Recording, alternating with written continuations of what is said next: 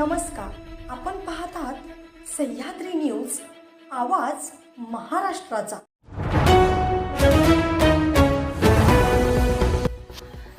सांगलीमध्ये बुधवारी मध्यरात्री 1च्या सुमारास भीषण अपघात झाला।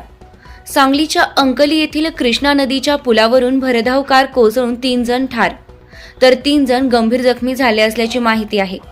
जखमींमध्ये एका 5 वर्षाच्या मुलाचा समावेश आहे। बुधवारी मध्यरात्री 1च्या सुमारास कोल्हापूरवरून सांगलीकडे येताना अंकली पुलावर हा अपघात झाला। लग्न सोहळा आटोपून सांगलीकडे येताना कार गाडीवरील ताबा सुटल्याने गाडी थेट कृष्णा नदी पात्रात कोसळली। या भीषण अपघातात 3घांचा मृत्यू झालाय। मृतात 2 महिला आणि एका पुरुषाचा समावेश आहे। यातील मृत कुटुंबीय हे सांगलीतील कोल्हापूर रोडवरील गंगाधर कॉलनी येथील रहिवासी असल्याचं समजत आहे। कोल्हापूर येथून लग्न सोहळा आटोपून हे कुटुंब सांगलीकडे येत होते।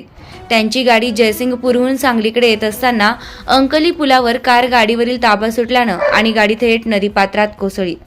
यामध्ये 3घांचा मृत्यू झालाय तर अन्य 3 जखमी झाली आहेत। मृतांमध्ये प्रसाद भालचंद्र खेडेकर, प्रेरणा प्रसाद खेडेकर वय 35 आणि वैष्णवी संतोष नार्वेकर वय 23 यांचा समावेश आहे। तर जखमींमध्ये साक्षी संतोष नार्वेकर वय 42, वरद संतोष नार्वेकर वय 21 आणि समरजित प्रसाद खेडेकर या 5 वर्षीय बालकाचा समावेश आहे। हे सर्व सांगली आकाशवाणी केंद्रामागे असणाऱ्या गंगाधर नगर येथील रहिवासी आहेत।